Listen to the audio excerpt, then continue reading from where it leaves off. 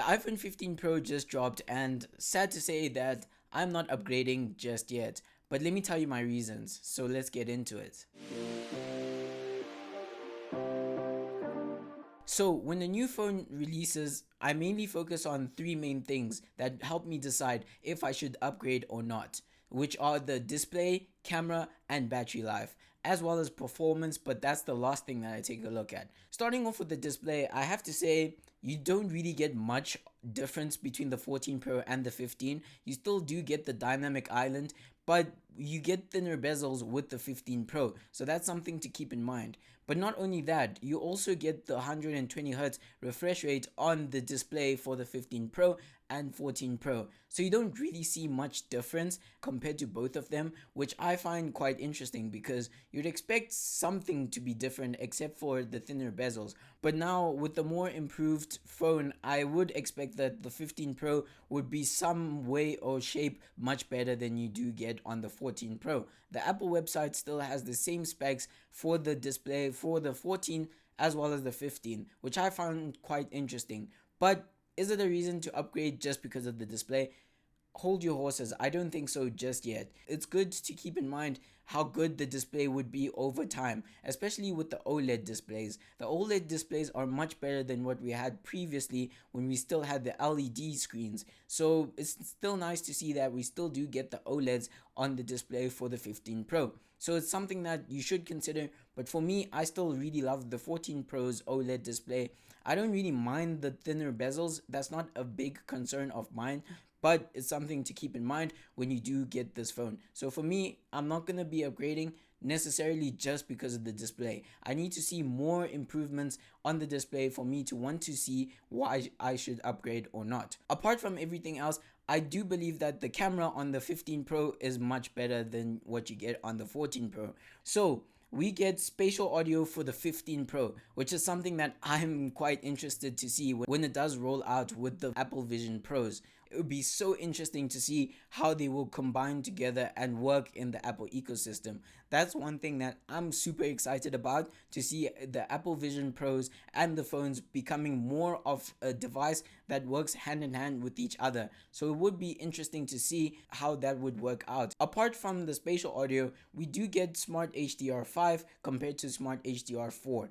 But what I've noticed is Smart HDR4 isn't that bad. It's still really good when it handles the dynamic ranges of pictures, so I don't have a problem with the 14's HDR4 as of yet. I would still really love to have a hands-on experience, which we will get to test out with the HDR5 on the 15 Pro. And another thing that I'm super excited about on the 15 Pro is the next generation portraits with focus and depth control. So what this basically does, it allows you to take a picture and then it intelligently selects the subject and allows you to edit later if you want to have the depth control of portrait mode or not. I find this really interesting because now you don't have to constantly switch between portrait mode and not. And I found it interesting because you're able to select more than two people, and that is something that I'm excited to use because you no longer have to switch between portrait mode and standard mode. Especially with the depth control. The depth control is super important to some people that really like to blur out the background of images, which is super important to me as well as a professional when I do take photos of people or when I just take photos of nature. So it's also something to consider. There is one more thing that I would really love on the 15 compared to the 14, and that's the 4K 60 with external recording. The keyword here is the external recording part. So in terms of portability, you can look at this from two different perspectives. You can look at it from a perspective that it might not be as portable as Apple claims because you still have to plug in the USB-C charger and then carry your hard drive around. And from the other perspective, you can look at it as, why would you need to do that when I would want to keep it on my phone for 4K 60? The key thing here to keep in mind is the storage, the amount of storage that it does take. I mean, 4K 30 already takes a chunk amount of storage. I can just only imagine how much 4K 60 will be able to take. And the thing that I'm excited about it is because it will allow you to really have those slow motion shots on 4K 60 with ProRes that you never had with the 4K 30. But the 14 still does an amazing job, I have to say. The 4K 30 is not that bad. Of course, you get extra frames, but it's also something that you sometimes probably won't use or won't think about to have 4K 60, because it does take a lot of storage. And if you do shoot in ProRes, you would definitely need a phone that's no less than 256 gigabytes. So another thing that would really want me to upgrade to the 15 Pro would be the log video recording, which gives you a more dynamic range of the videos that you take. I find this very useful, especially when color grading. For all those people that want to color grade as accurately as possible, well, you now can with the log video recording. And you don't really have that on the 14 Pro, so it'll be really interesting to see how much you can balance the colors to get as much accuracy as you possibly can when you're doing your color grading. But I have to say, the 14 Pro is still a really amazing phone, because some people won't even need to shoot in log video. But it all depends on what you use your camera for. Of course, you can take videos, but you might not be as good in color grading, so you might not need that log video recording. So it's all about what you need and what would be best to suit your needs and what you would do with your phone when you do shoot videos or take photos. So now let's talk about the battery life. This is something that has been interesting on my Twitter timeline or X timeline recently. I have been seeing a lot of people complaining about the overheating issue, and some are attributing it to the use of USB-C chargers from Android, and I find this quite interesting. So you might want to keep that into consideration if you want to get the 15 Pro just because of the USB-C. I mean, Lightning is still pretty good, but USB-C has to take the cup in terms of data transfer speeds, because with USB-C 3 you can get up to 10 gigabits per second, which allows you to transfer data files much more faster than you would with your Lightning cable. I barely do that. For me personally, all I do is use AirDrop and it transfers my files as when I need it. So it's not really a problem for me, but for some people you might need that faster data transfer speeds so that you can move your files or your videos that you've taken from your phone onto your laptop seamlessly. You kind of still do get the same battery life that you do on the 14 and the 15, but careful, there is something different though.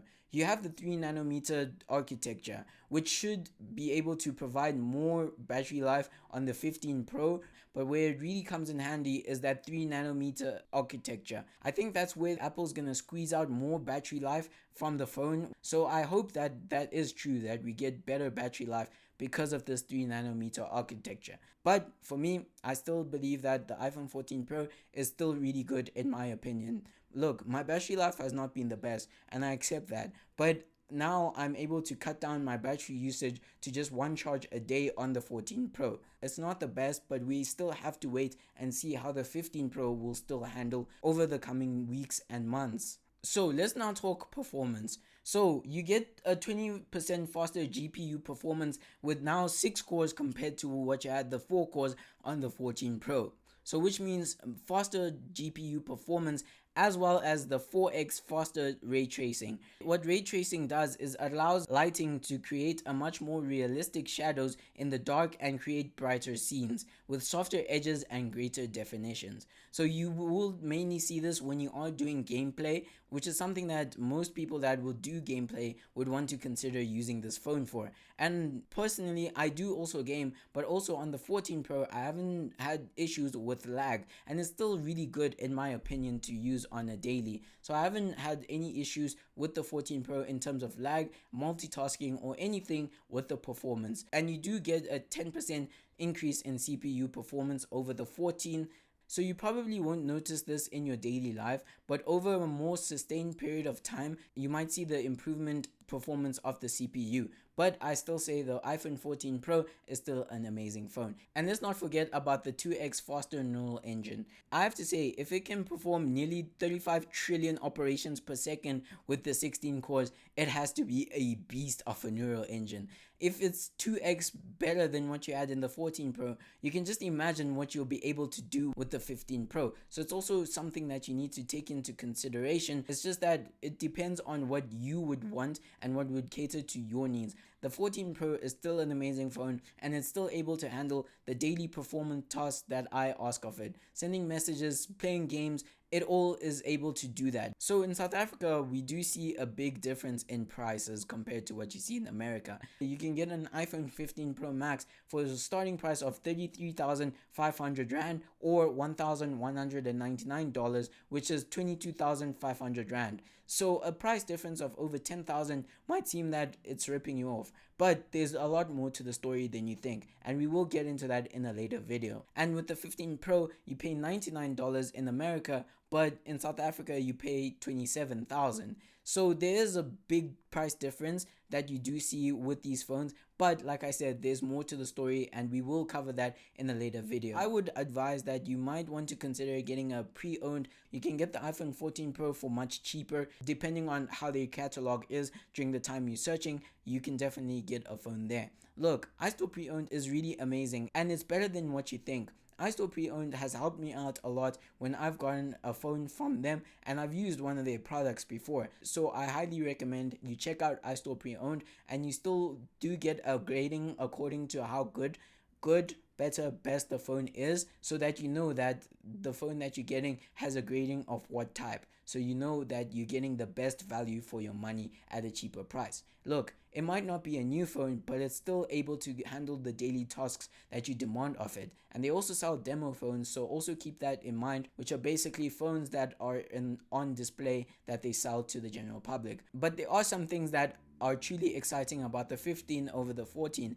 and that is the ultra wideband chip, which is something that really helps when you lose your phone, especially with precision finding. You can now precisely find your phone instead of you just looking in a certain area just for your phone. So for me, it's something that I'm really excited about when the 15 over the 14 Pro. As well as the action mode. I really love this because on a productivity standpoint and using it as an accessibility tool, I really find this useful because it will allow you to customize your settings and to do different tasks. The mute button isn't just an on and off, but it's now more of an accessibility function that allows you to do more from a productivity standpoint with your phone than what you could before. So that is a thumbs up for me. Should you upgrade? I'd say it depends. If you have a 14 or 13, I'd say rather skip this year and wait until the 16 does come out.